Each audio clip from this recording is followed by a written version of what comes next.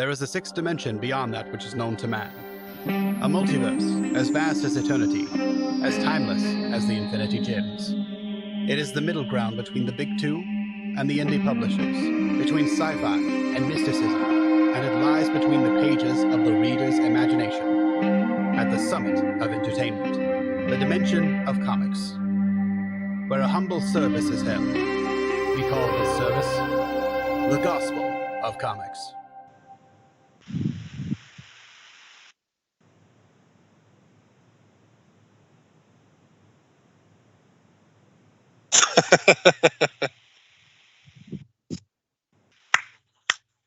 I can hear you.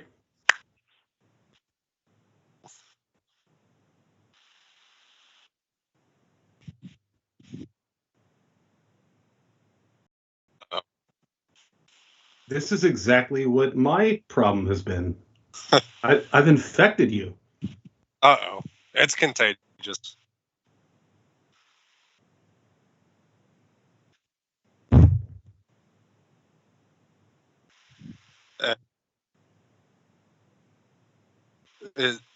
Is the second channel coming through, or is it just you?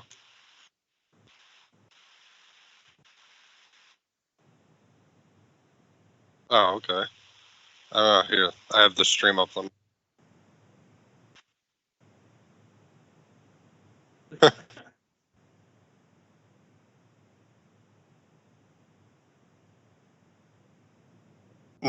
Novel Bro says he can hear me, but not you.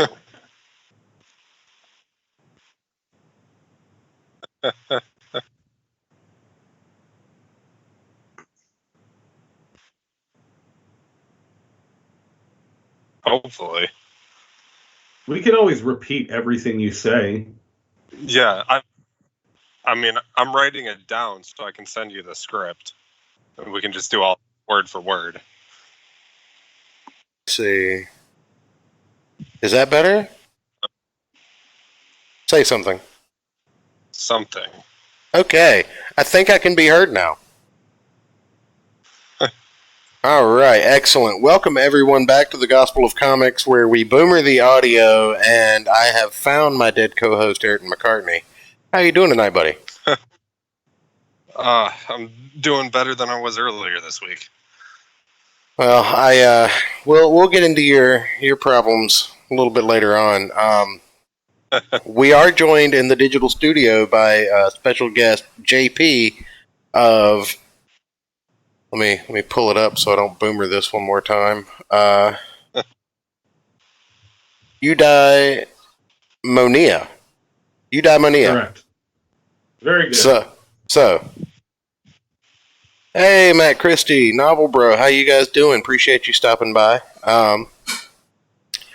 Anyway, this is an Indiegogo comic, and from what I can tell, let me get it pulled up on screen here, since I actually did get that plugged into the OBS.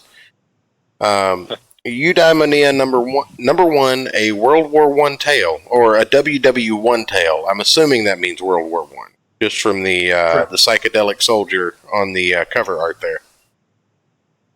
Yes. All right, and it says, the secrets we keep, the songs in our hearts, is the subtext of that. So, why don't you introduce yourself, and then we'll get into the show. Perfect. So my name is JP. I am the one of the two creators of Eudaimonia.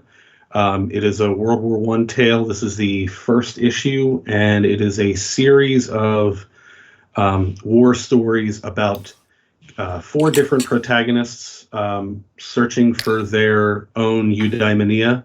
Eudaimonia is a term from classic Greek philosophy, which basically means the good life. Okay. The idea. Sorry.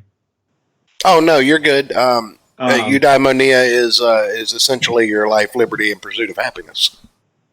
Yeah, it's the process by which we kind of all rationalize the pain that we go through, and in pursuit of what makes life actually worth living, like what makes it worth enduring. And so World War I for me was a very ideal setting because, in my opinion, it's one of the most awful periods of human history. So I thought it was an area that was rife for character exploration. Well, you're definitely not wrong. I mean, just the stories from the trenches back in those days. I mean, they were, in some cases, some soldiers in World War II were still fighting with single-shot rifles, so. Yeah. And then some of those soldiers went on to do the same in Korea. Right. And it was not a good time for anybody involved. Yeah. So and it's massively... Oh. No, you're fine. I was going to say, and it's massively overlooked. We get so many stories about World War II and stuff, and everyone just kind of glosses over World War I, which never made sense to me. Well, you had great villains in World War II. I mean, you really can't match Hitler and Stalin as villains. Yeah.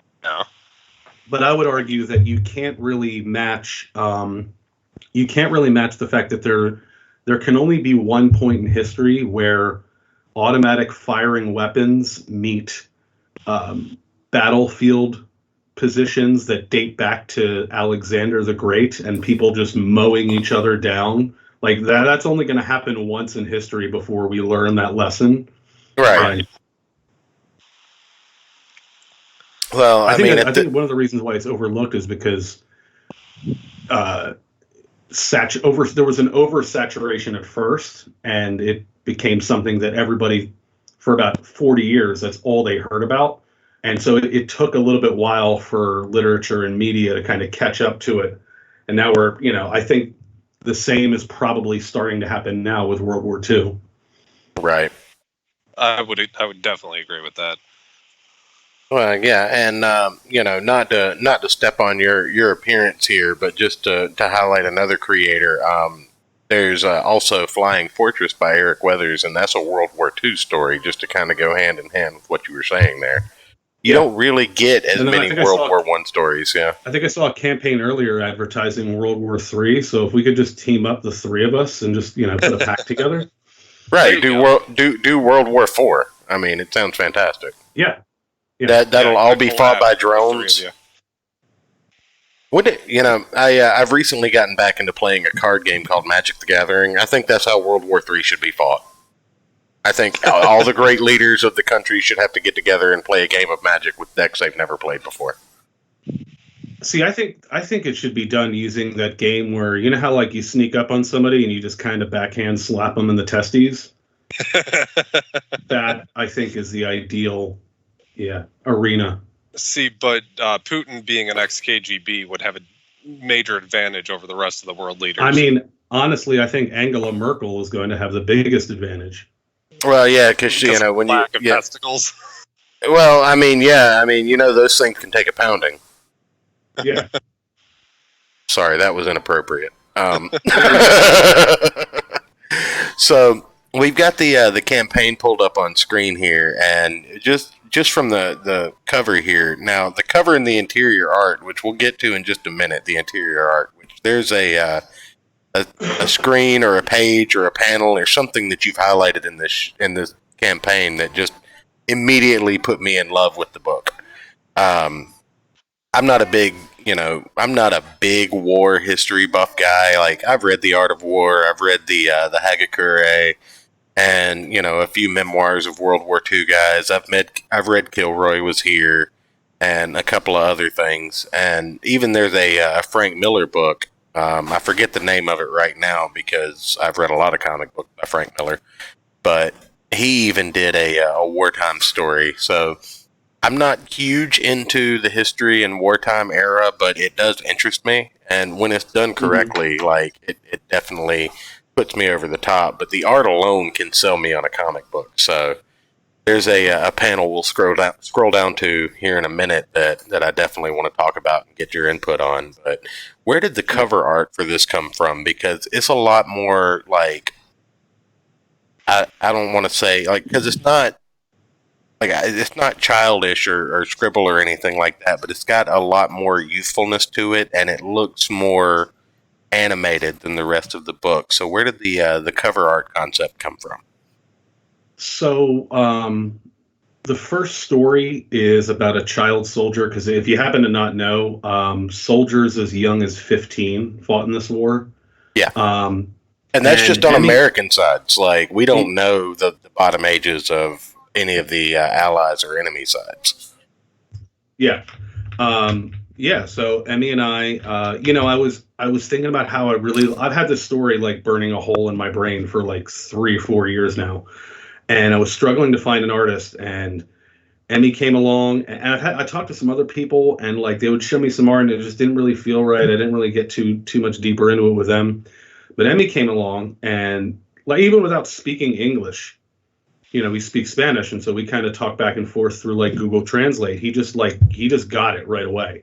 And we were talking about ideas for the cover, and one of the big themes of the book is, the child soldier and having to immediately have your childhood just thrown away and being thrown into this world that you're not ready for at all, developmentally, psychologically, any of that.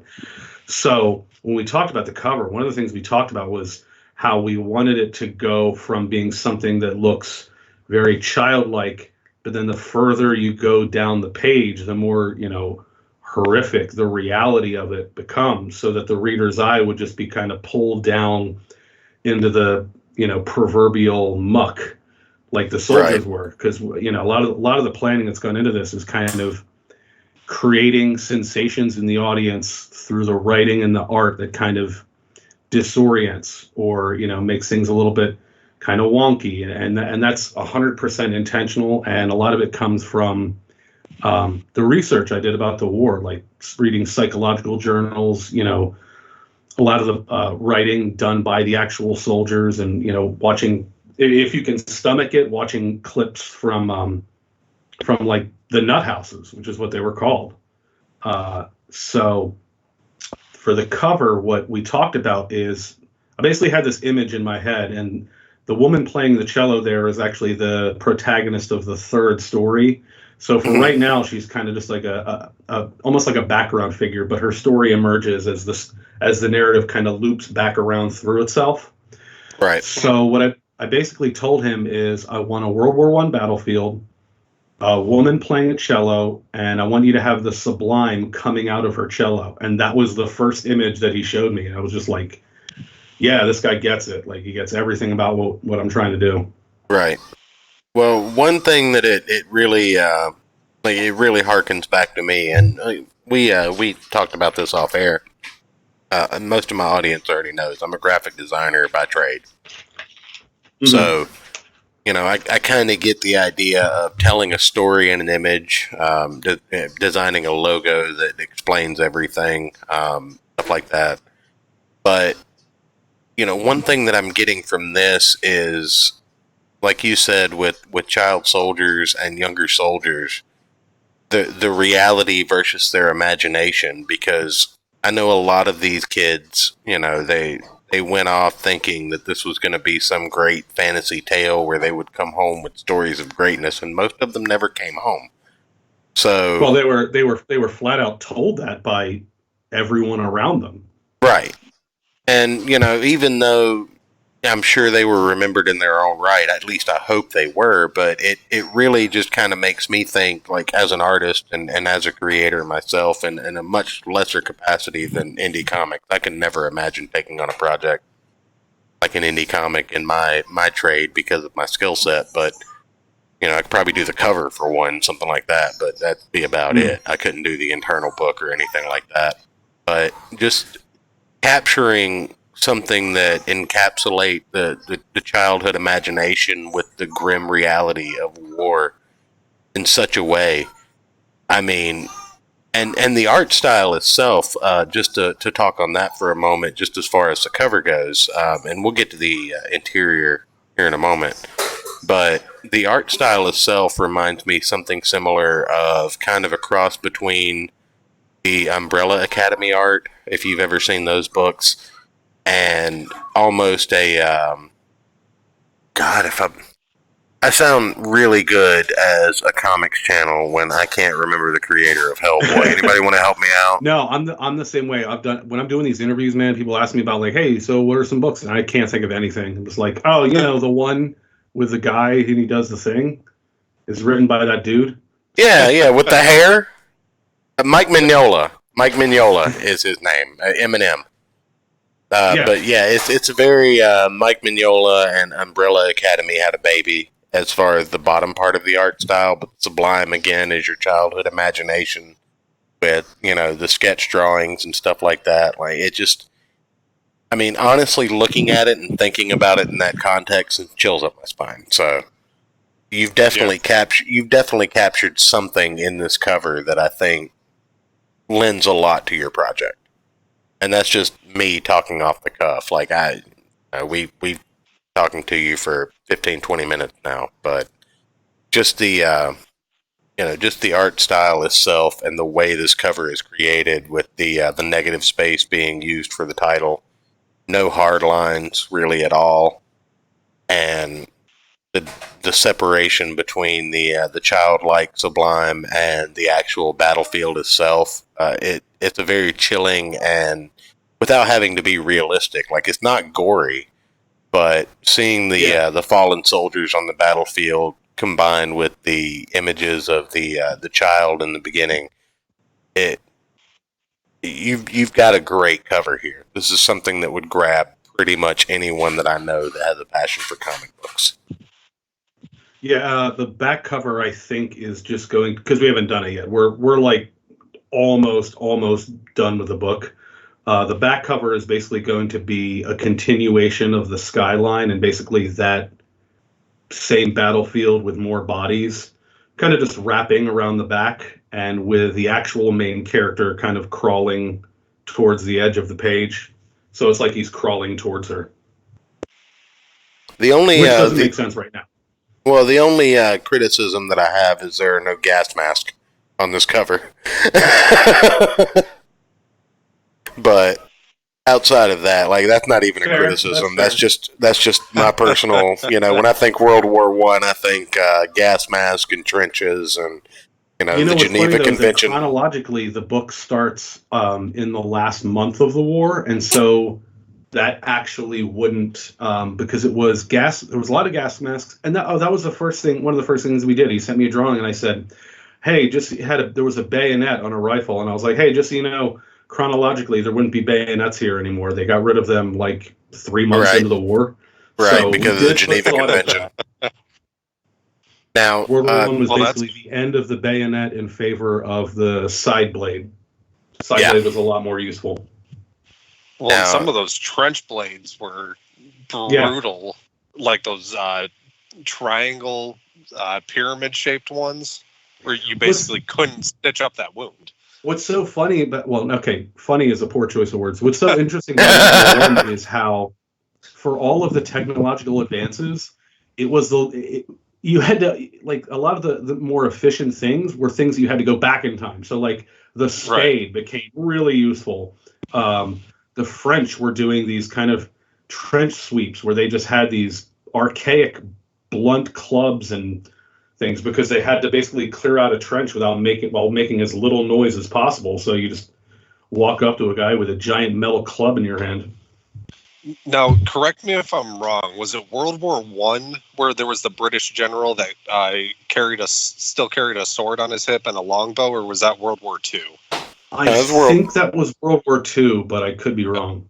It was actually kind of both. Some American soldiers still carried blades in the battle in World War I, and it's actually more frequent in World War I, from what I recall. Yeah, but however, they never saw active combat. There's a specific guy, Mad Captain Jack. Yes, yeah, that was two. Yeah, Jack Churchill. Okay, so yeah, that was World War II. Yeah, Jack. Yeah. But the reason they called him Mad is because he was still carrying a sword when there were automatic weapons.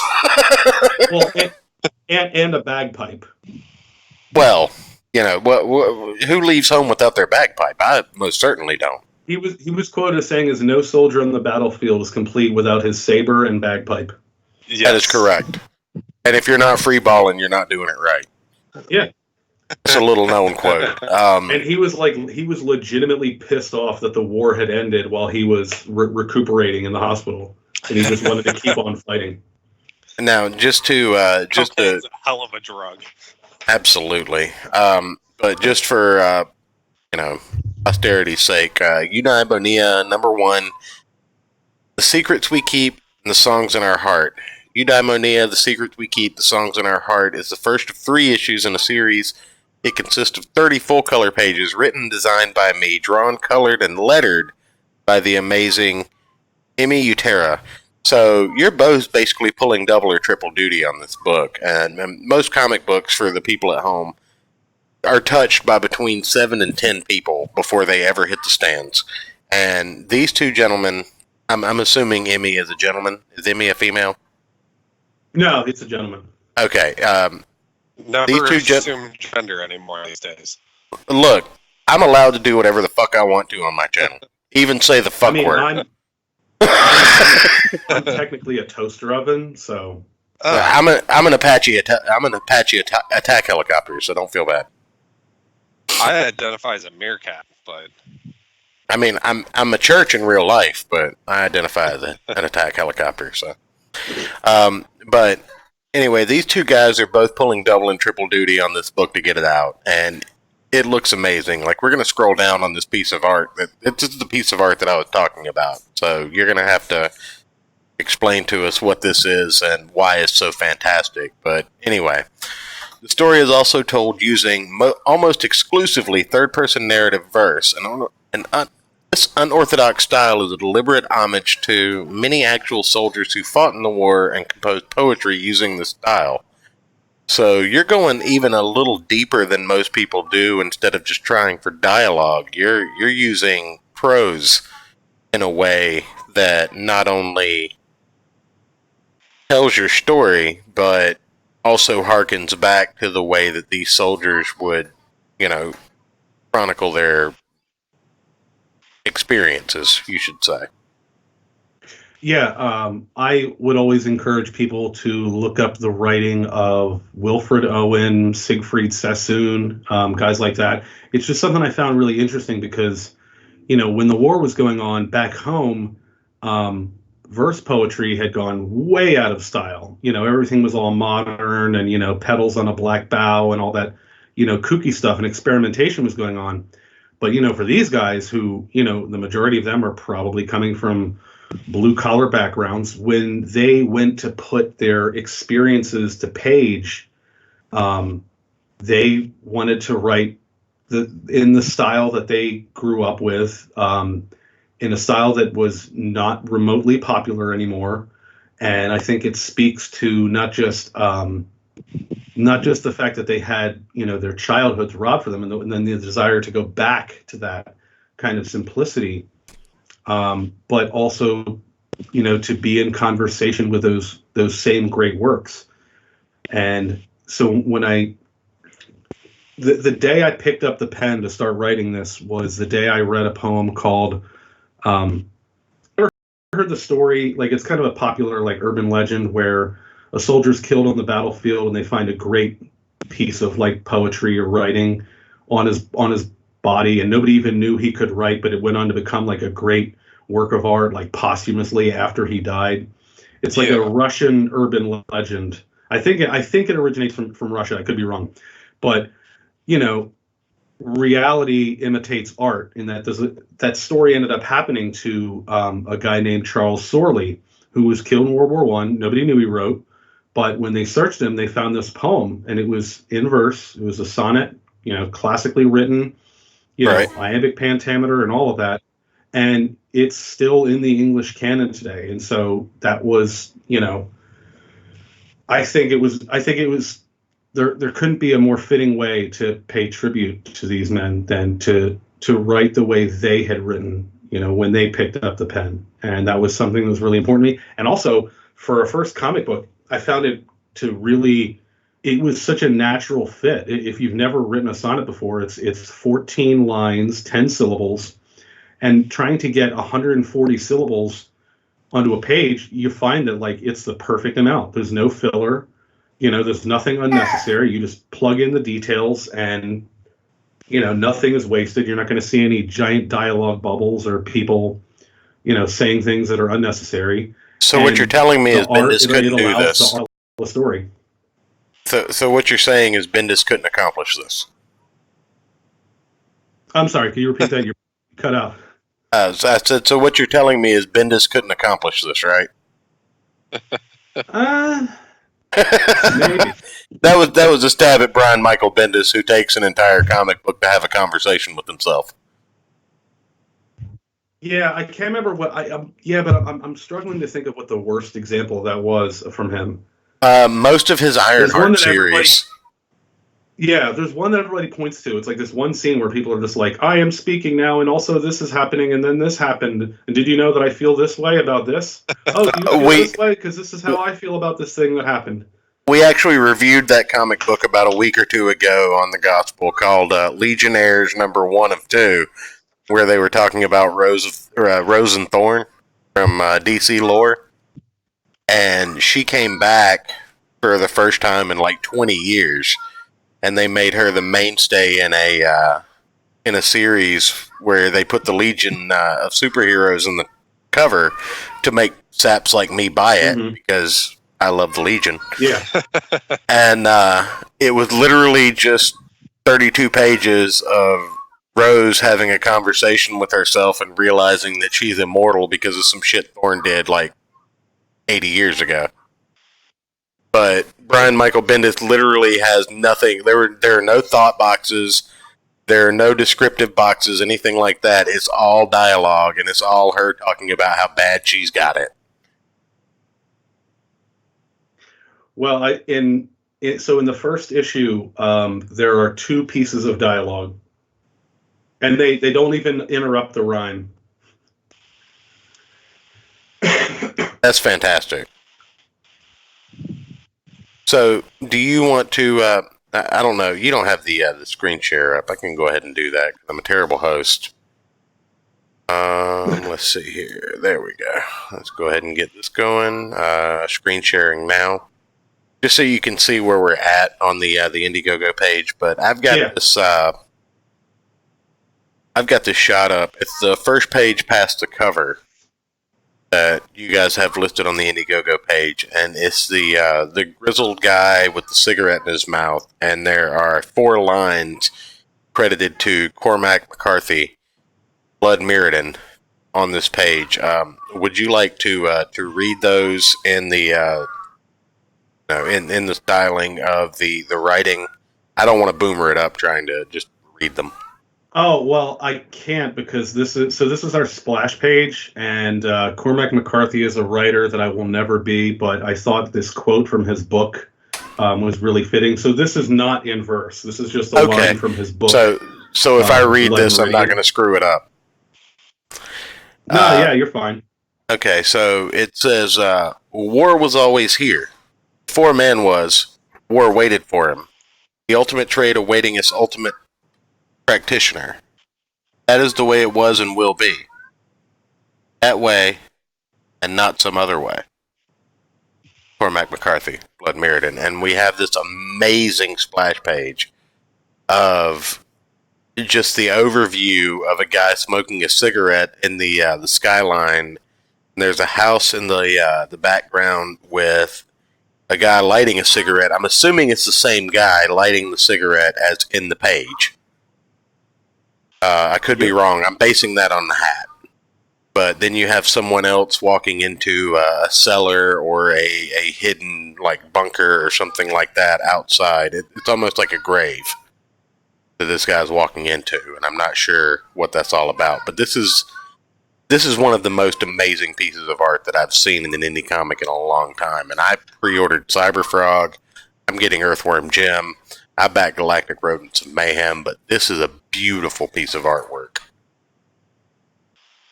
Yeah, and now it's my responsibility to get it into the hands of people and to find a printer that will maintain that kind of quality, which I'm now learning is not as easy as I thought it would be. There's a guy. I what's his name? Ayrton. We talk about him about every show. You know, it's weird. I've asked like 6 different people. And I don't know if printing is done by the mob or something, but everybody's really squirrely about it. They're just like, "Oh yeah, I'll let you know some other time." Well, if you're not afraid of newsprint, are you opposed to newsprint? I mean, I'll look into it. Alterna Comics, Peter Smetty has the printing partnership through Alterna. Okay. And I don't know if you're familiar with Alterna Comics, but you get they actually turned this down. Did they? Yeah. Oh no. Well, I'm pretty sure that I had 3 pages done, and okay. So I understand. Right. Well, the printing partnership isn't about publishing it. The printing partnership is about getting it printed and to you, and I don't know that he's ever turned anyone down in the printing partnership. Oh yeah, no, I wasn't implying that. So that might be something to look into. But they do newsprint, and the quality of the artwork doesn't suffer from being printed on newsprint. So that might be it's almost kind of better. There's something it's very nostalgic. It's nostalgic for old comic fans, the newsprint. But that's just the way that I would do. But yeah, it is almost like a very well kept secret as to who does the printing for who, because I don't think anybody wants that information getting out to the public so it can be critiqued. Yeah. If that makes sense. And that's not a shot at anybody, but I mean, I've already seen people that will never hold Cyberfrog in their hands going at Ethan Van Sciver over the quality of a cell phone snapshot, and they were critiquing the paper quality without even holding the book in their hand. And I'm like, are you serious? Yeah. Are you even playing with me right now? I think somebody did that to, what's his name? Mike Murphy? Like they just took like the tiniest little preview picture, and it was like poor quality and everything. They're like, this book looks like trash. I'm like, yeah, sure. If you zoom in on it and right, you zoom in enhance, and nothing looks good. And you get that weird kaleidoscope. Yeah, you get that weird milky film over one eye. Yeah, you just woke up. You're rubbing your eyes. You look at it. But as far as this show's official endorsement, Comics Pete is a good guy, and newsprint is the way of the future in comics, I think. It's a way to keep comics under $5 for a single issue on the general market. Like what I don't want to do, which I'm seeing a lot of other people do, is go the Alibaba route. Yeah, no, don't do that. Don't do that. Yeah, don't do that. Again, that's just a personal preference. I would never assume to tell you what you do with your business or anything like that. But no, I'd rather at the very least keep it in the country. But an American company. That might be something to look into, is to just contact Peter Samedi and find out what the minimums are and all that good stuff for newsprint publishing. And if you have to order a few extra just to have them for a comic show or something like that, then that might be it may be worth it, because even at that point you're paying under $1 per issue, because he's able to sell comics for $1 or $1.50 a piece and make money. So, all right. And there's our Showly Alterna show for you, everybody. Yeah, I don't mean to do that, but we really like Alterna Comics, because there's no reason that anybody should have to pay more than $5 for a comic off the rack at a local comic store. Yeah. But anyway, I'm sorry, but yeah, explain this piece of artwork to me if you would, because there's something about this. When you first sent me your campaign earlier this week, and we were talking about it and discussing getting you on the show, as I usually do, I kind of peruse the Indiegogo page and get a feel for what we're going to be talking about. And this piece of artwork, like, it literally just struck me, and it's beautiful. Like, nothing taken away from anybody else that we've had on the show. Nothing, because you can't compare apples and oranges, right?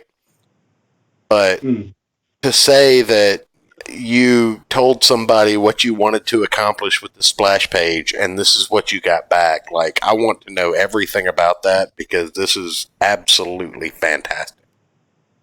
Yeah. Well, I don't want to crazy striking.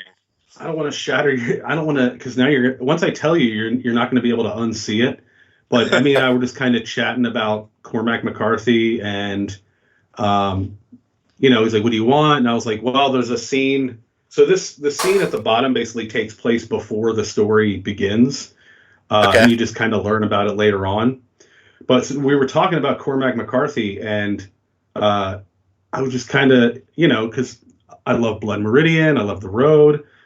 The poster for No Country for Old Men. If you once you see that, that's pretty much you're gonna see like totally the inspiration for this cover, because it's got that's absolutely fine. Once upon a time, we had Ken Meyer of Adolescent Radioactive Black Belt Hamster fame on here, and cover for both of his books were homages to either a movie or an old school comic book. Like, I believe issue 1 was an homage to The Dark Knight Returns. And what was the movie that issue 2, the movie poster that issue 2 was based on, Ayrton?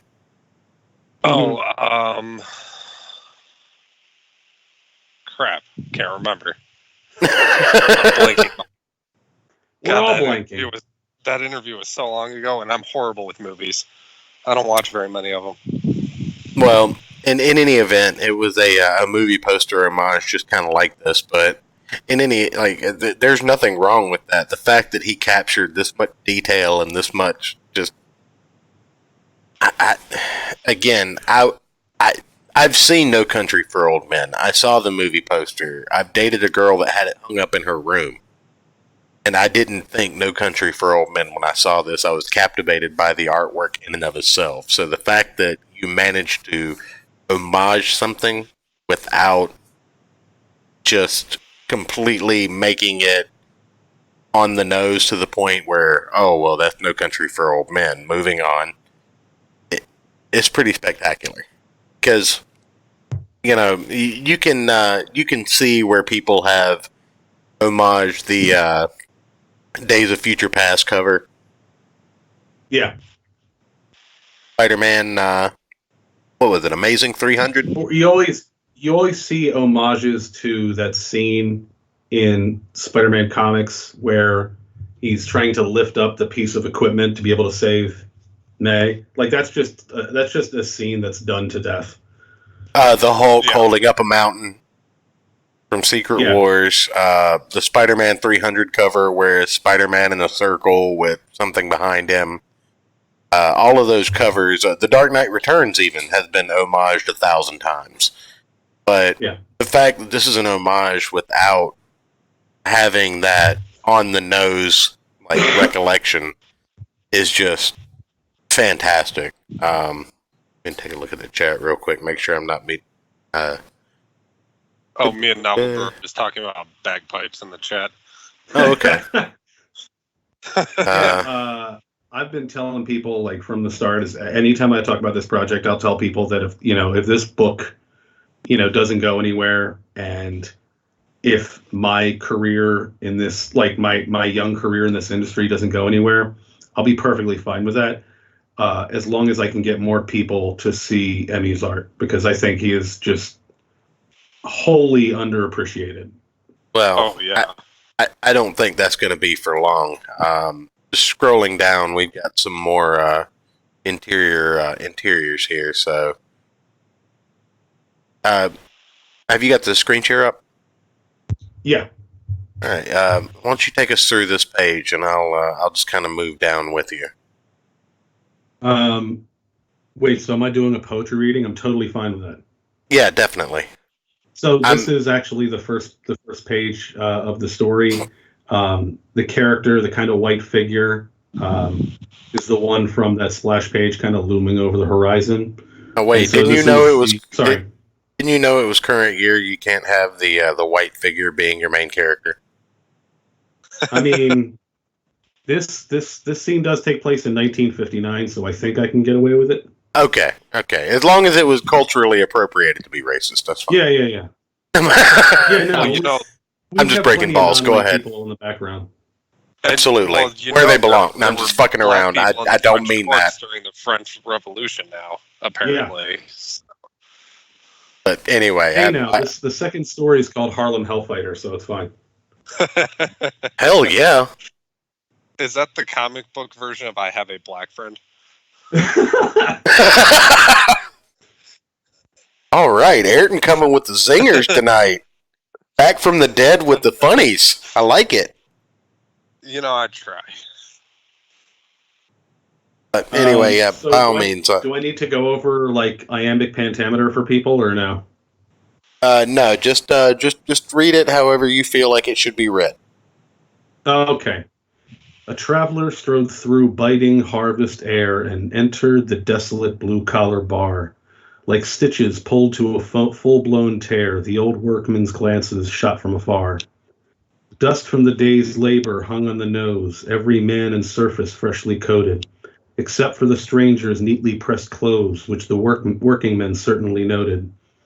He'd soon commandeered a shot and a beer, which he downed with considerable violence, concealing the wince that crept up his ear before betting the last hope of silence. That old nameless figure prone to wander spoke of an oddity just over yonder.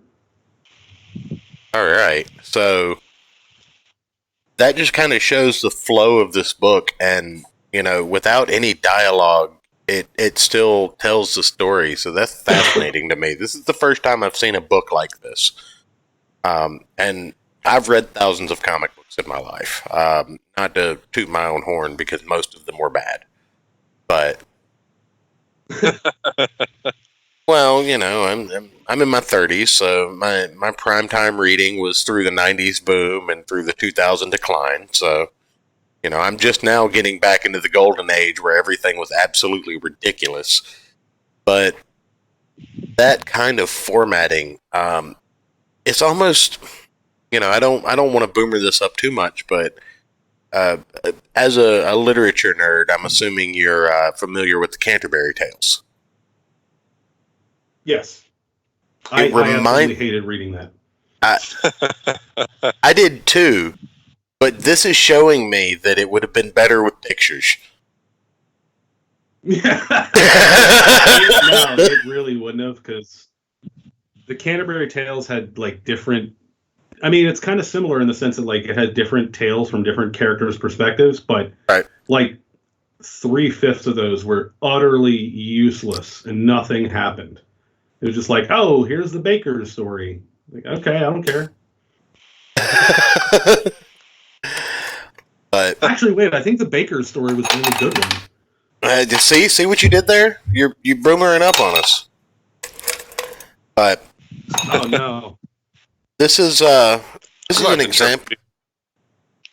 This is an example of a comic book without text boxes, and like you said, there are a few points of dialogue that don't break the flow of the narrative.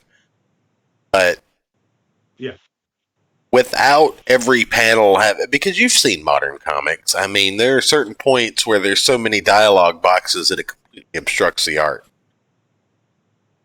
And to be able, and then because the conflict creeps up on page 8 and it's over by page 10.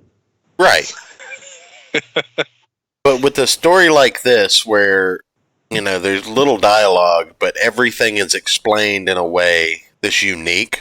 I mean, this is something that I think Comicsgate and indie comics are thirsting for. I think this is something that it's new, it's different, and it's good. It's not just the same thing. Yeah, it's not just taking noodles out of the pot and throwing them at the wall and seeing if they stick. This is something that is well thought out and it's well executed. And I think that deserves as much applause as, just putting out a book. But go ahead, Ayrton. Yeah, by the way, the guy in the bottom panel, sitting in the chair, the one that's really prominently featured, that's Wilford Brimley. Oh, the man-spreading guy? Yeah. Seems good. Spreading his beatus. Hey, somebody's got to get it. But no, I'm well into just being sold on this, and I briefly looked over this campaign before we went live.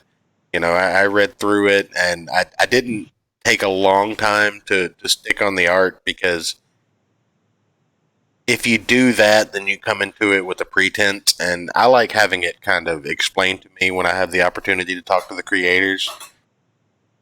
I kind of like getting the ideas behind it and understanding what they wanted to accomplish with these things, as opposed to just drawing my own inference and taking that whole cloth. Because I don't know if you know this or not, but as a 30-something, you can't tell me nothing. So... But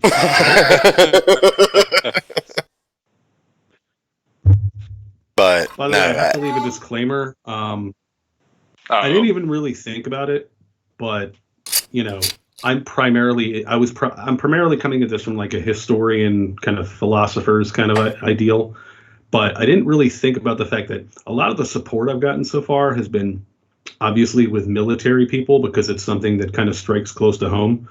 So I like to tell people as upfront and forward as I can that as many military family members I myself have not been in the military. I'm not claiming to be in the military.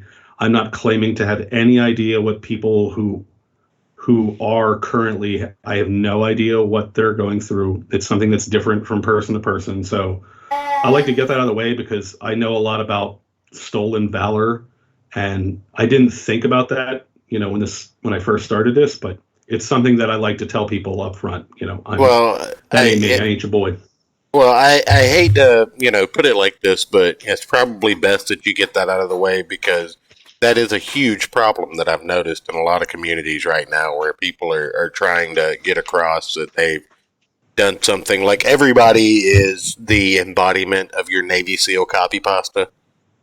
And it's just exhausting. Like, it's a great meme. I mean, don't get me wrong. I fought in the meme wars, but... I survived Gamergate, so if you want to go. But as far as actual service, no. I've never been actual service intraman. My eyesight is not good enough to join the Air Force, which is what I wanted to do. And if I can't fly a plane or go into outer space, then I'm not for it. But the guys that are better men than I will ever be, and that's the way it should stay. And I have too many problems with authority to join the service. So I have not one but two fathers-in-law who were military. So go ahead. Oh, I was going to say, yeah, I think the only real military I have in my family was my grandpa was an electrical engineer in like the Air Force or something. Oh, I thought you were going to say he fell out of the guard tower. Edwin Boyette in the chat. Thanks for joining us, Edwin. Great looking book, he says. So you got Edwin's endorsement there. Thanks for popping in, big guy. All right. But and Novel Bro says, "Don't get him started on the meme wars." The U's are still trying to get me. We don't talk about the parentheses in this chat, so.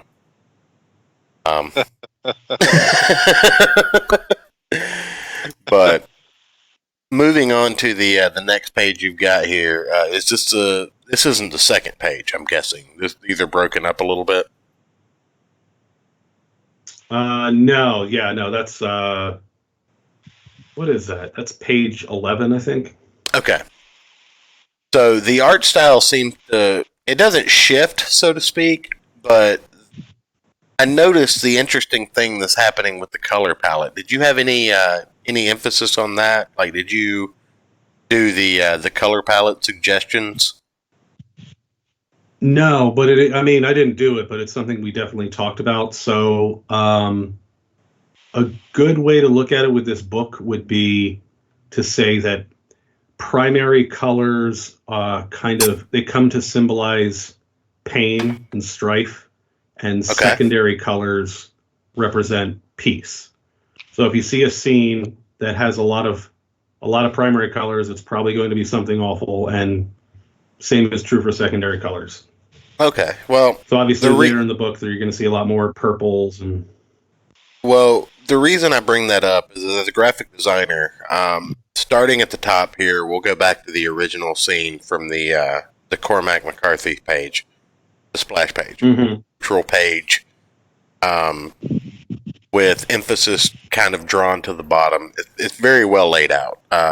Your artist deserves mad props if you didn't expressly tell him to do this. But going on to the second page that we looked at, which is the first page of the book,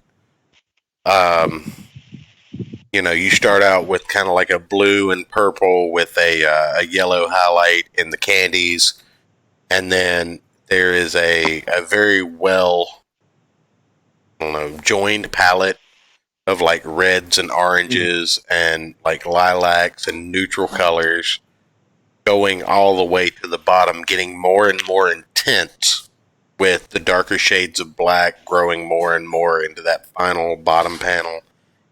And then when you get to page 11, like you said, you've got more neutral, like browns and beiges, and not as many hard blacks except for the shadowing. And then you've got primary reds for your bloodshot, the yellow for the gunshot, stuff like that. But it really works, and it's not overly detailed. Like, you don't have 128 colors per page, like is possible. Yeah. But just the simplicity of it mixed with the intricacy of it, like if that even makes sense. I just started my second Scott, so I'm going to make less and less sense as we go on. With war. Right. Well, I would actually argue that the ability to manipulate a 4 to 5 color palette is more artsy than using an entire range of colors and making hyper realistic. So from a creator perspective, I would say this is more artistic integrity than anything, in the fact that you can use neutral colors while blending in that. Because I'm assuming the soldier in all white is kind of a callback to the man in white on the first page, right? Yeah. Okay. So you've got the consistency between the pages of your negative space, which is your man in white. But you're using that neutral palette. You can also look at the red on the lieutenant's helmet. Right. It's like there's a red light coming at him. That's kind of like alluding to what's about to happen. Right. The blood. Yeah. And then the yellow in the gunshot. So with the red background and the silhouette of the soldier falling. I mean, the artistic integrity of this piece is just fantastic. I have the drunk word fantabulous, but...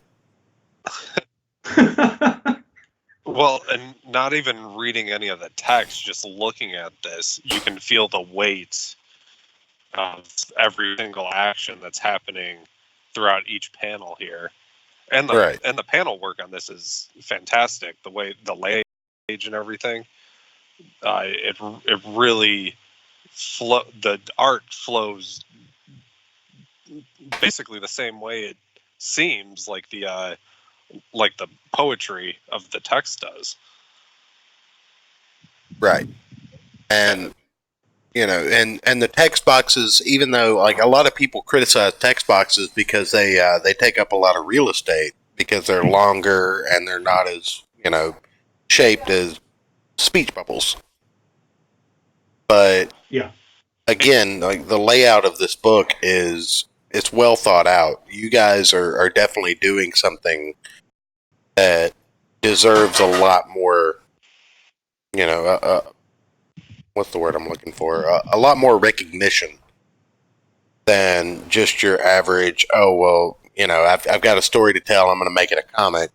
Like, there's this thing that I tell people, and, I don't want anybody that I've ever had on the show to go back to this episode and think that I think that their project is inferior or anything like that, but there's a way of thinking that creators have when they love the project they're working on. When this project is near and dear to your heart, when it's heavily weighted and invested in you as a person, like it's a reflection of yourself, and you can feel that. And the more and more I look at these pages, the more and more I look at this artwork and the way it's scripted and the way it's laid out, this is one of those books that falls into the category of you love this. This is your masterwork as it would be. You know, this is something you would put forward in a portfolio, at least in my opinion. Like, if I were you, this would be the thing that I chronicled as, okay, this is the thing that I've worked on and have been working towards for years. And here it is in the flesh. And that's something that you don't get from a lot of comic books. One of the strangest places I've ever found it was in a book called Adolescent Radioactive Black Belt Hamsters. And the reason that I say that is because the creators literally wrote themselves into the book to make fun of themselves, but at the same time were able to tell a story where you were following rodents and, marsupials. And when one of them died, you actually were upset about it, even though 2 books earlier they had just blown up the Statue of Liberty as a gag. Does that make sense? Yeah.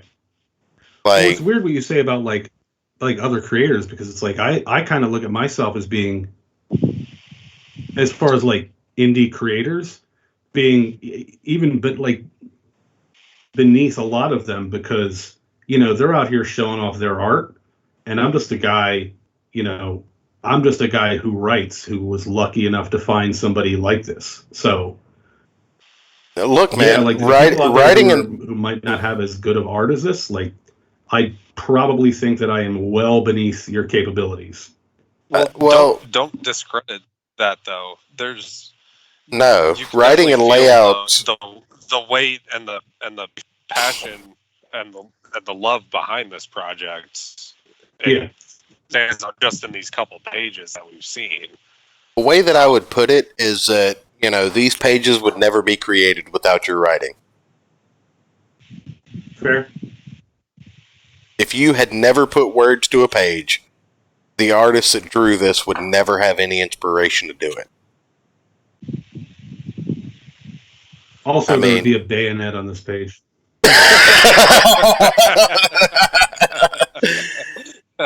Got him. But just getting back, and I'll stop sucking you off now. But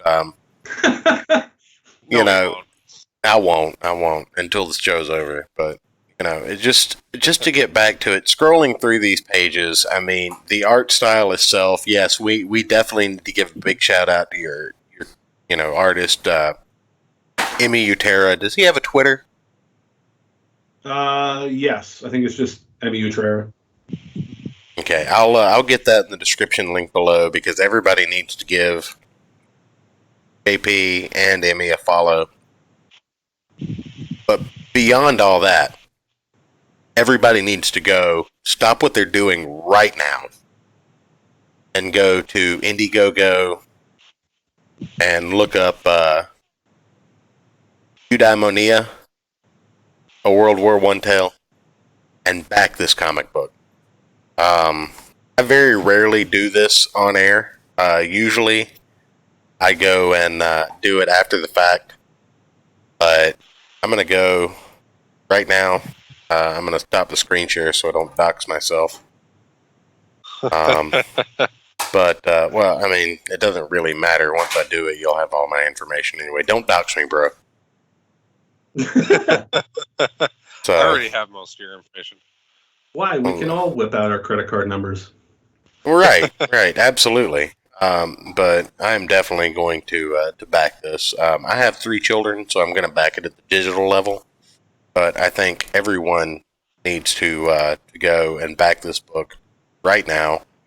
And to back that up, I'm going to do it myself. So. And we got a first here. Yeah. No, a second. Yeah. Well, yeah. That's a second, but yeah, you know. Yeah.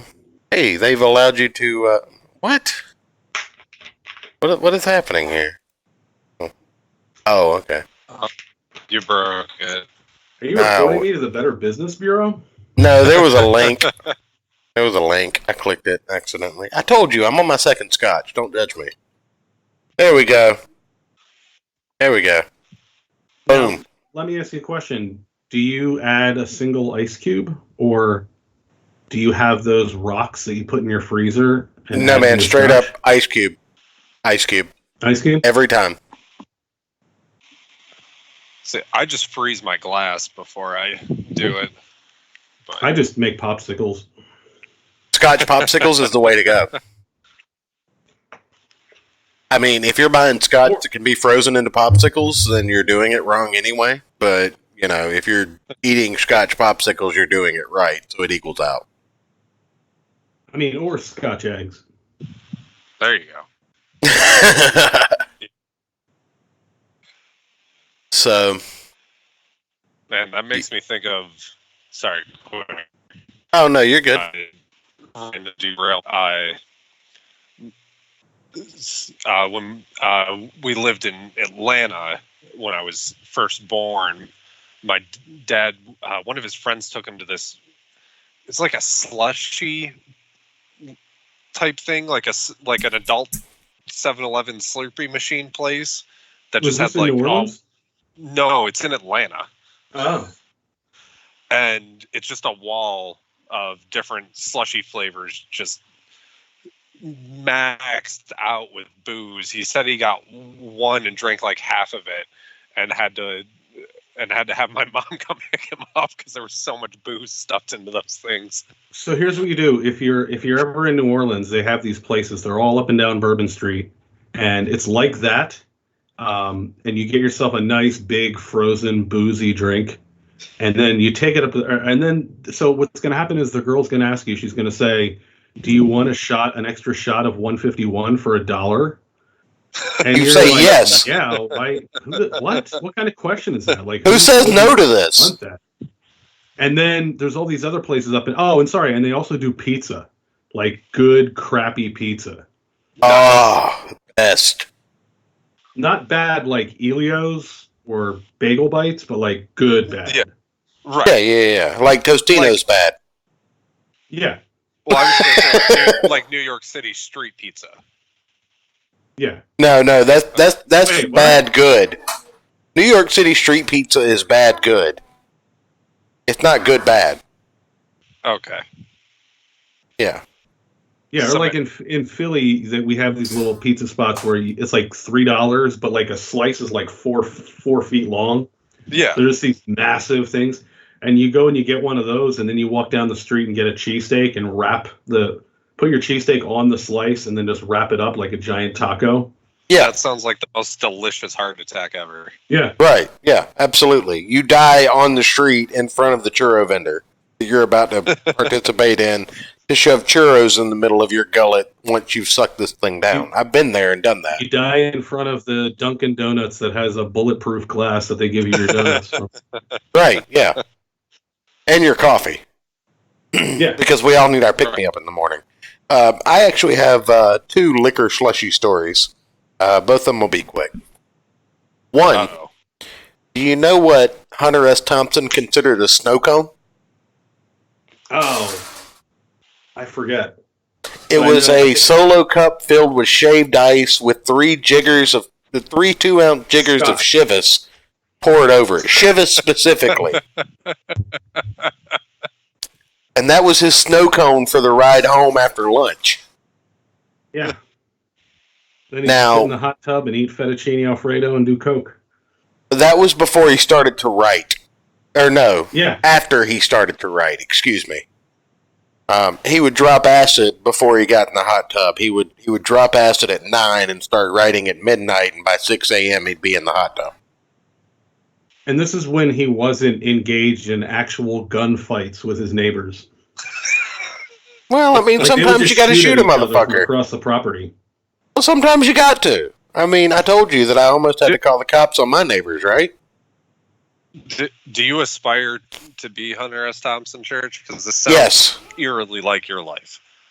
Yes. If I can grow up and be Hunter S. Thompson, I will devolve back into a 14-year-old and reassess my entire life. But my second story is once upon a time, I got the bright idea to rent a food truck and take it up to Sandusky, Ohio for the NRA matches to try and make some money, right? So the only thing I had in this food truck was a deep freezer, a griddle to make quesadillas and shit on, and a slushy machine. So I went to the store every day and bought 3 liters of store-brand Sprite and flavor packaging, which was usually Kool-Aid. And you have no idea how much people will pay for a half a glass of slushy to mix their liquor into, because you can't have booze on base and you have to sneak it in your suitcase. But funny. There's nowhere. Okay, I had this idea the other day. I can't believe I haven't seen this before. But if you were, let's say you're walking to work or something, if you saw a food truck at 7:30 in the morning that was just shelling out, they were just selling little bags of hush puppies, you would 100% stop there, right? Oh, hell yes. I would 100% go out of my way.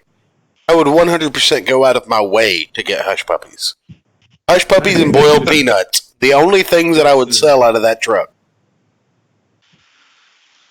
I think that's $1 million idea. Damn it, now I want hush puppies. Now I want boiled peanuts. Go fuck yourself.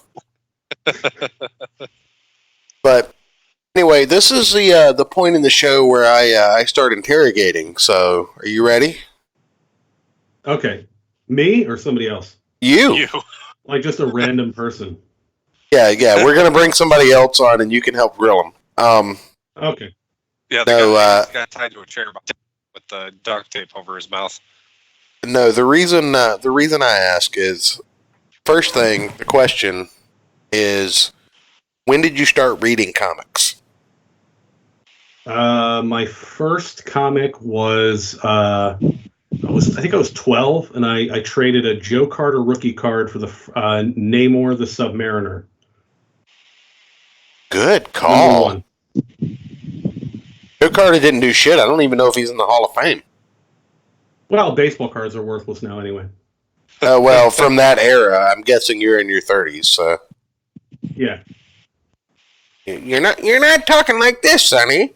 So I'm assuming you're not quite 40 yet, but no, you're pretty close. Once you hit 40, you immediately get a hunchback and start talking like you lived in the 40s. So. Oh, okay. Yeah. Yeah, just a heads up. My grandfather and my dad both did it, so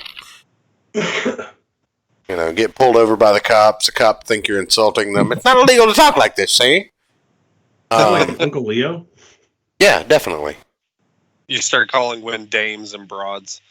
Right. You start smoking indoors again. Oh. Secondly, underneath the no smoking sign. Right, absolutely, because that's where you think the smoking section is. Exactly. What would you consider your comic book inspirations? The Max. Or your literary inspirations, just for that. I'll stick with the Max. All Quiet on the Western Front. And the Fables series. Ooh, Bill Willingham, a favorite of mine. And Beowulf. All right, fair. I definitely get the Beowulf one. Yeah. And now, not the quarterback for the Jacksonville Jaguars. I don't know if you heard that story. No. By all means, share. So you know who I'm talking about? The guy who looks like he was a pornographer 20 years ago. Look, I ask you not to dox me. His name is Gardner Minshew II, and his dad wanted to name him Beowulf, but I guess mom overruled.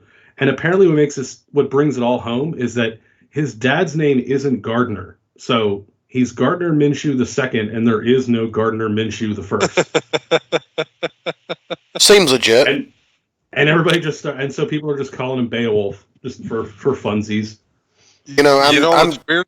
My dad wanted to name me Thor until my mom said no. I mean, my parents literally named me. My parents literally named me the Church of Failure. So what do you want? Oh wow.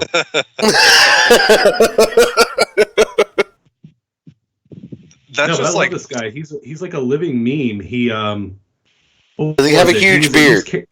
What's that? Does he have a huge beard? No, he has a pornographer's mustache. It's and he walks around the locker room in a jockstrap. Just a jockstrap. Wait, other people don't? No. They usually wear suits and ties. He just hangs around in the locker room and when I go to the gym, that's all I wear is the jockstrap. I don't have the mankini handy. I just wear a hat. I take it old school like the Chili Peppers. I wear a sock. Just wear a hat and 3 socks. Right. Yeah. 2 on my my schlong and sack, and 1 on one foot. Left foot. Anyway, now that we're done being degenerate. Yeah. Are you reading anything currently, as far as comics go? Let's see here. What's that? I'm blanking on the name again. Murder Falcon? I mean, I haven't heard of this, but I want to. Who's it by? Yeah. Like, what's the publisher? So it's basically like Yu-Gi-Oh, but instead of cards, it's guitars that people are just playing each other. Yeah, okay, guitars. you just sold Ayrton. Did you say Murder Falcon? Yeah, Murder Falcon. Yeah, like the bird. Yep. Okay. Ayrton's looking into it now, so I have a great co-host. Also, Image Comics. Yeah, the reindeer thing that I suggested, Ayrton, we can't review that on stream. Damn it. Chainsaw Reindeer, there's reindeer molestation and rape from Santa Claus. We can't review that on stream. I looked at it. There's not 6 pages I can show on stream. Is this from 4chan or something? Nah, man, it's an Aftershock book. Oh, I love Aftershock. That's probably why it didn't come into my local comic book shop. I hope it didn't, I so wish it did. I would have bought it if it did. Yeah. Well, I'm currently waiting with bated breath for every issue of East of West to come out. I'm reading House and Powers of X. I'm waiting on Deceased to finish up so that I can, in good faith, read the miniseries that started off of it, One Good Day to Die, because Constantine is bae. I was just talking about Constantine the other day. Well, a lot of people love Constantine because of the movie, and I'm like, you would not like Constantine comics. Keanu Reeves is a fantastic actor and a great person, but he is not a good Constantine. I don't think I ever saw the movie either. Well, count yourself lucky. I think I was dating somebody who did the shitty thing and went to see the movie that they knew I wanted to see without me. Yeah. So I never saw it. Yeah, you clean the toilet with their toothbrush. That's what you do there. While they're using it. Right. Absolutely. And their head. Use their head for it. Mm-hmm. Yeah, I'm totally tracking down Murder Falcon now. Okay. Well, your audio is actually really good tonight. What did you do?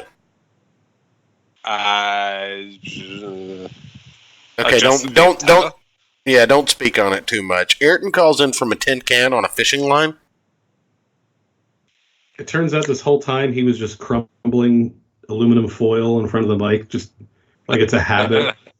I mean, if he took his hat off and crushed it in front of the mic, I'd understand. But he's the one that's been telling me about the frogs in the water.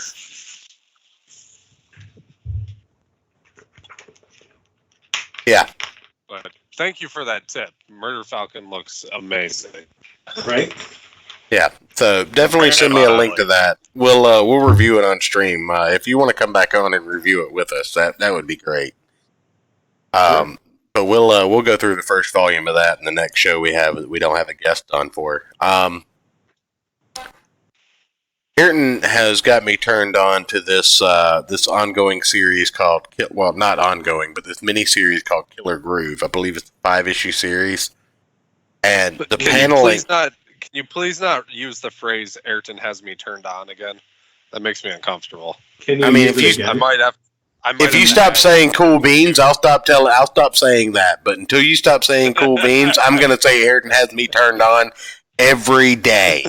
Even when we're not on stream, I'm just going to be like, yeah, my man Ayrton's got me turned on.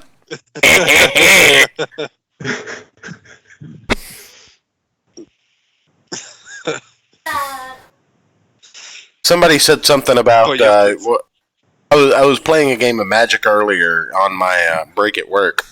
And somebody said something about, well, if you pull it out, and I'll be like, well, if I could pull out, I wouldn't have 3 kids, right? So. Yeah, you can probably barely pull out of a parking space. Motherfucker, I can't even pull out of a bad business deal.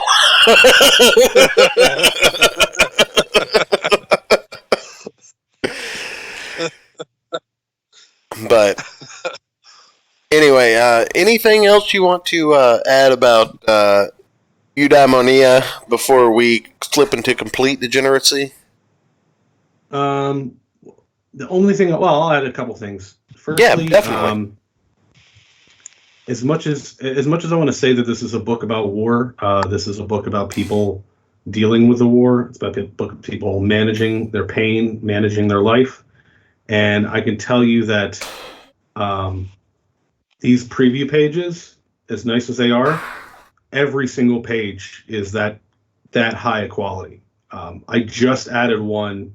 It might be up at the top, but I didn't just put the best ones on this page. If you want to send that page to me on Twitter, I can get it pulled up in the thread real quick so we can showcase it. If it's not on here, because we've got the guy digging the hole, which I'm assuming is the hole that we look at in the first page. Yep. We've got the war scene. We've got the guy drinking at the bar, and we've got the. If you go up to the very top where you can flip through different pictures. Oh, okay. The last one. Man, that picture of the guy at the desk writing with the lantern. That's awesome. Yeah, every page is just that page. That is so cool. There we go. That old photograph collage too on a wooden a picnic table. Is that what that's something to that effect? Here's what we'll do. We'll go through this. We'll start with the second one because I didn't realize these weren't in the campaign. Yeah. We have an alley shot in a rainstorm. And you've got the old school buses with the round noses, so very, I don't know the word I'm looking for. Very... 50s? Yeah. Periodist. That just sounds curbing. Yeah, no, this book is we're definitely on our periods. Now, the only criticism I have about this particular panel here is that they're holding meal cups instead of cards, and this is a perfect place to homage the dogs playing poker, except with people. Yeah. Then you've got the stamp photo of the wedding. I'm guessing this is our soldier here. Yep. This is our man in white. He's the main character, you said? For this book, yeah. Okay. Got him in the trenches. His company gone, he stayed perfectly still, as the barbarians passed overhead. Playing dead with the dead until someone joined him to get out of the lead. Then you've got the frantic writing with Da Vinci's figure.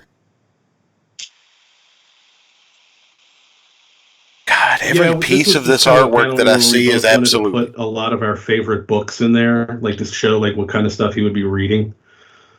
Everything about this book has been absolutely gorgeous. Like, I'm so glad I put money in this. I very rarely say that, by the way. Like, usually I'm kicking myself for spending money. But I'm so glad I put money towards this. Ayrton, did you already back this so that we can review it on the show? Oh, I will be backing it once my check goes through this next week. Okay. Much appreciated. Oh, of course. Then you've got the keep the tab open on my browser. There we go. And that's the last image, right? At Candy's? Yep. Had to name the bar after my mother-in-law. Hey. Because she makes you want to drink? Or... Yeah. Mm-hmm. Oh, so, okay, here's something interesting. So the guy in the front, right, Wilford Brimley? Yeah. Here you can see he's much more imposing than he was when you first saw him. I was going to say it's more FDR Brimley. Is making it so that people might look differently in different scenes and kind of creating that sort of like distortion where you're not really sure if what you're seeing is real. So there are all these pivotal points in the story where you might see them more than once and they might look completely different the next time you see them. To kind of create that, kind of go back to that kind of like mental imbalance of like basically putting it into the story to kind of make the reader experience that. Like I said, you've got something that I didn't even think was possible, because there's a certain, I don't know, demographic or certain status quo with indie comics.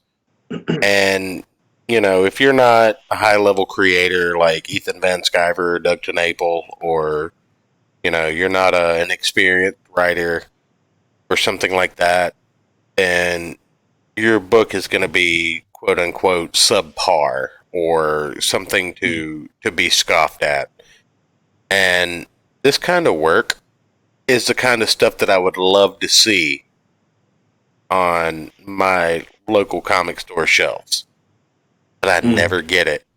Like, we've talked about, I don't know, it's been going around Twitter. Have you seen that image of the Black Cat from Spider-Man where she looks like a Bratz doll? And there's no definition of her suit or whatever. She just kind of looks like a melted, microwaved Bratz doll. No, but I did see the one of Squirrel Girl that looks like the aunt you avoid at the Christmas party. Isn't that every image of Squirrel Girl? I was about to say, yeah. The cover image. I mean, now it is. She used to be a respectable character that was just kind of a meme in and of herself, but it's like, you know, back when the West Coast Avengers and the garbage, that's fine, but creating garbage and making something garbage is very different.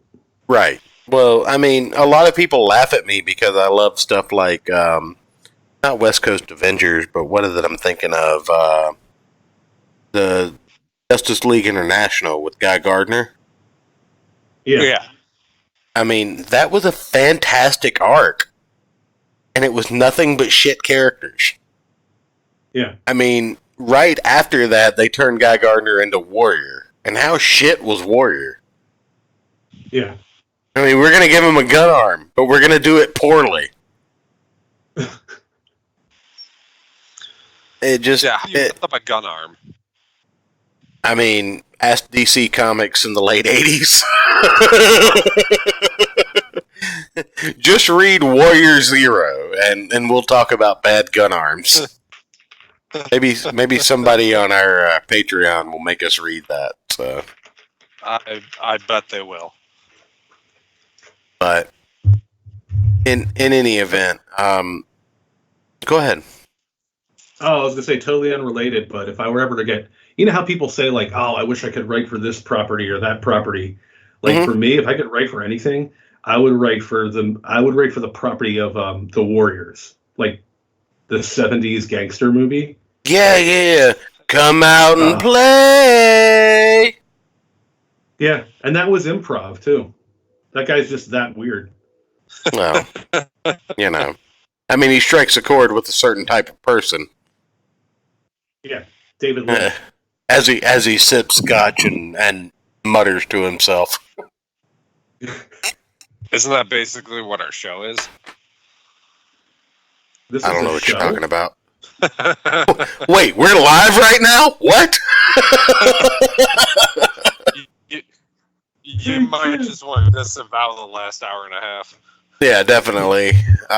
You know, we can take it down. It's fine. We'll just upload it on MySpace. There you go. All right, where nobody is.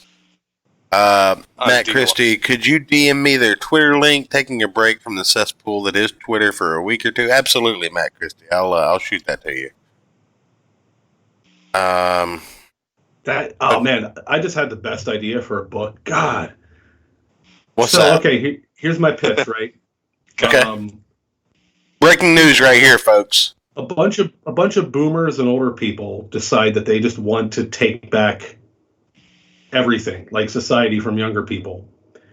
And they coordinate these efforts. So it almost becomes like a metaphor for like zombie attacks, only it's nothing but like boomers.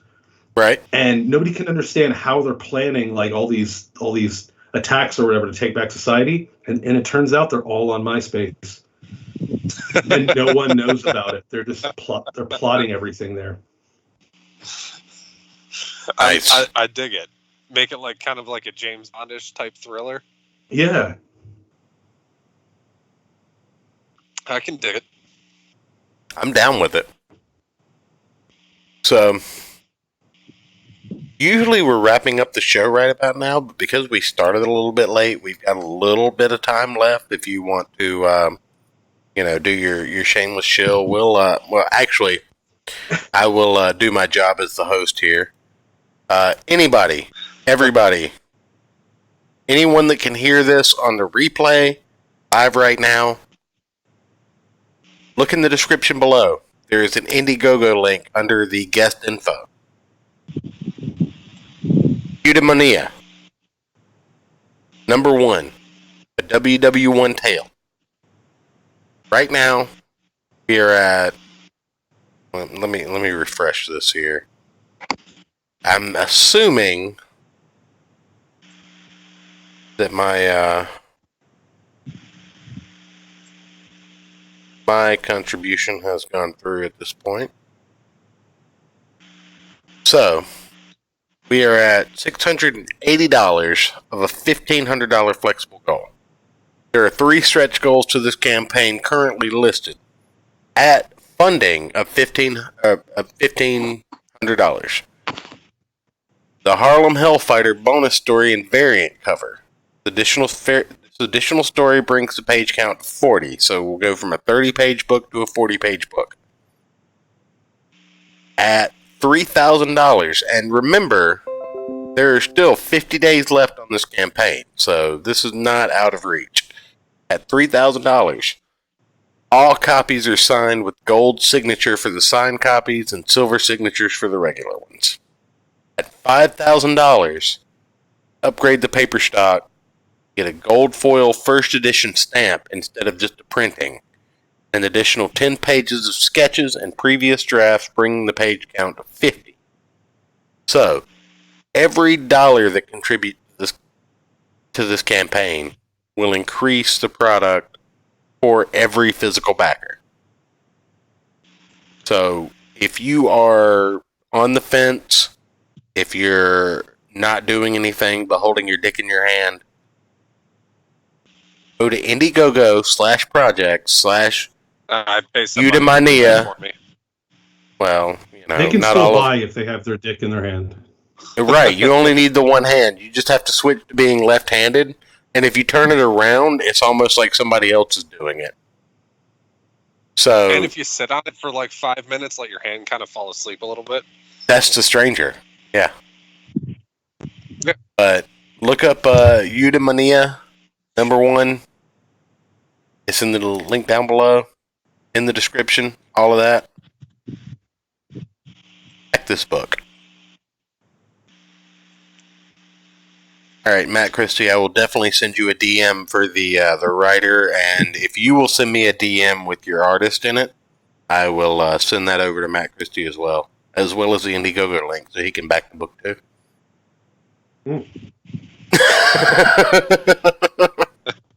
Yeah, just an FYI, it mentions a variant cover. Everything is going to be a la carte, so if people are on the fence waiting for some kind of special deal to unlock, it is not going to happen. Everything's going to be a la carte for everybody. And also, it's free shipping for everybody. Right. Oh, because I hate when I'm buying something and I'm not paying what I think I'm paying. So I've priced into free shipping. Whatever. I'm not asking you for $20 plus $4 shipping and handling. It's $20. Well, here's the thing. I just backed at the digital level, and next week I'm going to back at the physical level and get a signed copy. And I'm going to give the digital copy away instead of sharing it. I'm just going to give it to somebody, and I'm going to read my physical.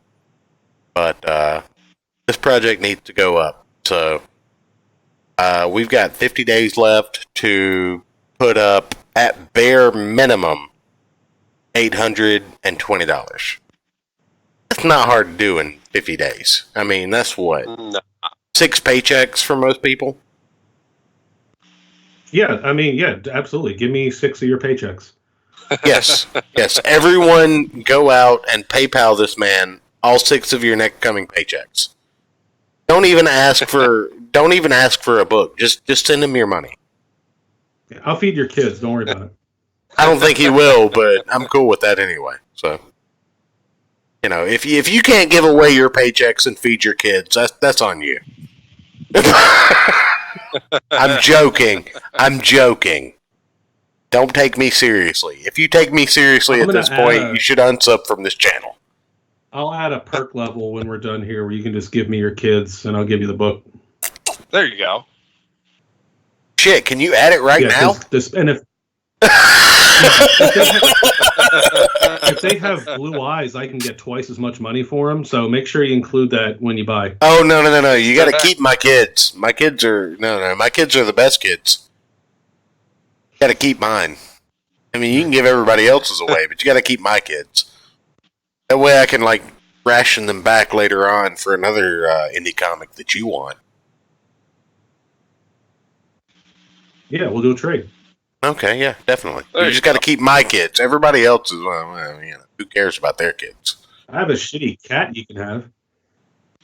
No, it's okay. If I wanted a cat, I'd just keep my kids. They destroy more of my shit than a cat does. Let me tell you, I made the worst series of decision. My wife and I moved in together. We weren't married then, but she had this old ass cat, and we were together like 3 months. We had to have this thing put down, and we were just like, she's obviously like a wreck over it. And so I'm just like, all right, honey, come on, let's go get another cat. Da, da, da, da. No, you don't ever replace the cat. And so, like, we get this cat, and our cat is actually, like, I don't know if it's depressed or something, but it keeps trying to kill itself. It keeps, like, trying to crawl under the oven when it's on. Right. So we're like, oh, well, you know, he doesn't have anybody to play with. Let's get another cat. And it's just, like, the worst decisions you could make. So wait, your wife turned you into a cat lady? Like, your wife turned you... Damn it. Did you get married and get turned into a cat lady? I mean, yeah. I have a box of wine and a can of soup for dinner. Jesus Christ. Give this man your money, folks. He needs it. I go to the grocery store and I scratch my vag in line. Oh, God. Yeah, everybody, back this comic book so this man can get his balls back from his wife. And get a real pet like a dog. Neither one of us wants these cats. We want the dog. Back this book so this man can get his balls back from his cat. Jesus. We are obviously joking. Yeah, that's you got to put that one on GoFundMe. Get my balls back from my cat. Yeah. That way people can give you money without getting anything back. I'll send you the cat. No shit. You know what? You can cut the cat into a piece of the cat. You can cut the cat into pieces. I was going to say you could sell fractional shares of the cat. Why don't you just take the cats to the local Chinese restaurant and get some good money for them? Or some sesame chicken.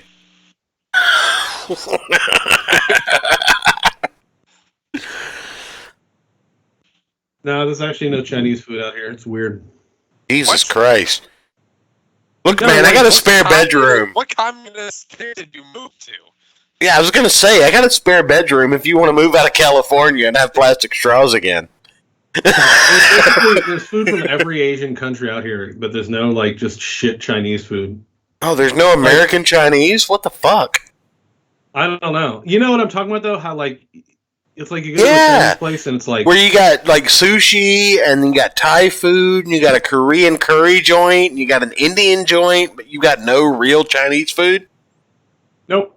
I mean, I'm talking like the kind of Chinese joint where, like, there was a kid doing homework who's, like, the son of the owners, and, like, the place is dirty, and there's, like, a B-grade health inspection sticker in the window.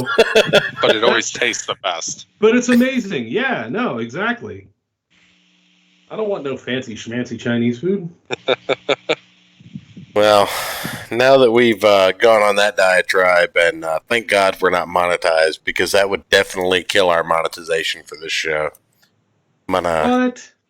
Oh, absolutely. I'm gonna pull the background back up and thank everyone for joining us this evening. If you don't mind, hang around for another minute or two, and I'll do the shilling. Check the links down below, everybody, for JP's Twitter, his YouTube channel. If you need some more content, my man talking about uploading some more frequently.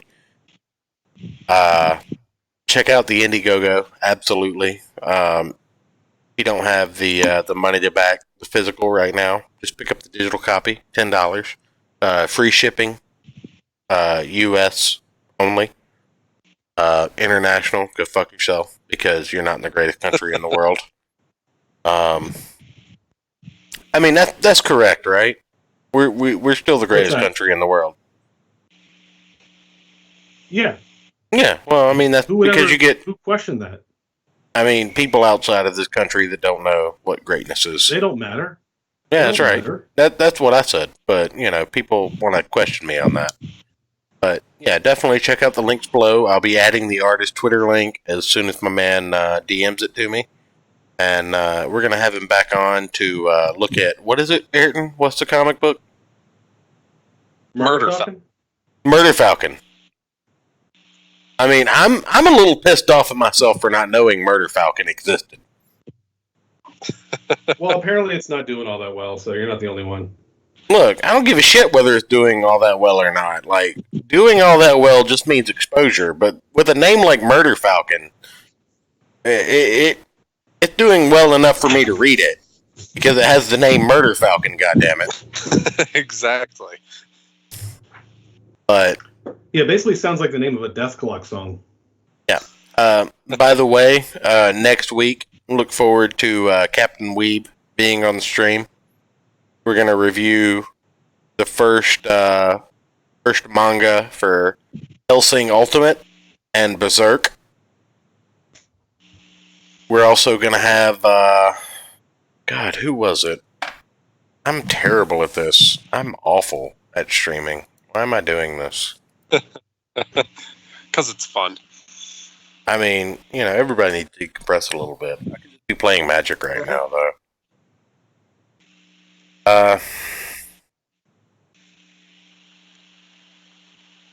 Nope. Stephen Kemp actually got a decent show because I made him download Skype.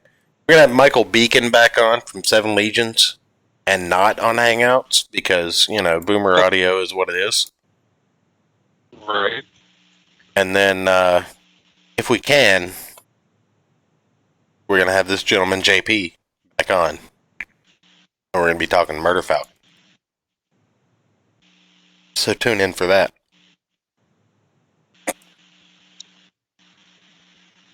Any final word, gentlemen? That's all of our showing.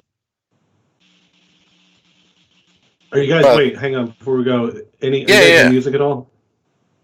Yeah. Are we into music? My co-host is a musician. Okay, so are you into like metal or hardcore at all? I'm a blues player. My wife is into industrial. Does that count? That's close enough. So the second story, the one that we're trying to unlock, is an unofficial prequel to an album by the band Defeater, where they have every album is telling a different story of a different family member. From a different perspective. Defeater, that's Josh Moon from Kiwi Farms, right? The Feeder.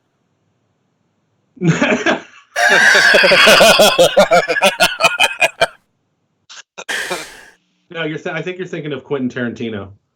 Oh no, he's the Footer. Oh, okay. Yeah. But yeah, I always plug their music anytime I can. The Feeder, awesome band. Check it out. Absolutely. Send me a link. If you're into literature, definitely check it out. Yeah, send me a link. I'll put it in my my description, and I'll send it to my Discord for Novel Bro to check out. Novel Bro is the novelist that hangs out around my show and my Discord because obviously he likes what I'm doing. It means he has bad taste. Yeah.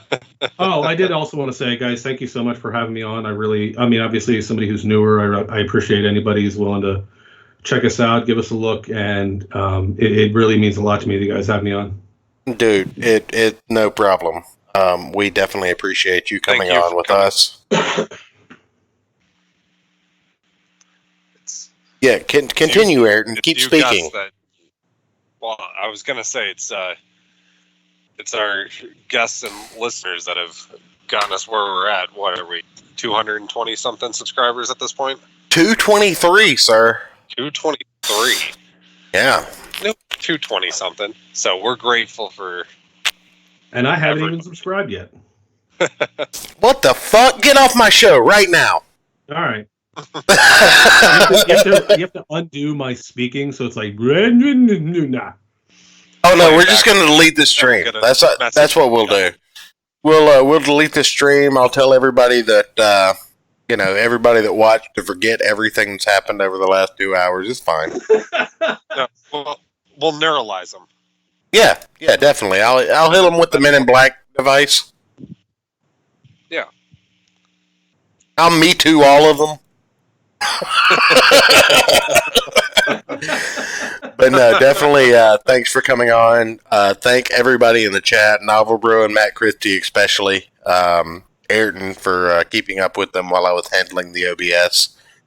But thank all of you guys. If you guys will hang on for just a few minutes. Don't talk to me or my wife's son ever again. Thanks, Novel Bro. That's exactly how it is. But anyway, I'm gonna end the stream. But if you guys will hang out for just another minute or two, I'll sign off with you guys privately. So thanks again, guys. We're gonna get out of here. No racket stream tonight, but check us out tomorrow. We will be doing another Ed Brubaker show, and we will be talking about This Week in Comics and bullshitting and all the other good stuff. So thanks again, and this has been the Gospel of Comics signing off. Good night, everybody.